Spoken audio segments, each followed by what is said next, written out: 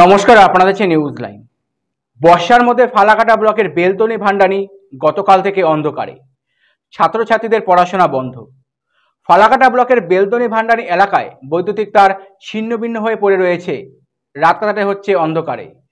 প্রচণ্ড গরমে রাতের ঘুম কেড়ে নিয়েছে ফালাকাটা বিদ্যুৎ পরিবহন ব্যবস্থা। জানা যাচ্ছে গরমে অসুস্থ হয়ে পড়েছে বৃদ্ধারাও। স্থানীয় জনগণ টোল ফ্রি নাম্বারে ঘটনাটি জানায়, কিন্তু এখনো পর্যন্ত কোনো বিদ্যুৎ সংযোগের ব্যবস্থা করেনি। দেখব কিভাবে রাস্তায় তার ছিন্নভিন্ন অবস্থায় পড়ে রয়েছে।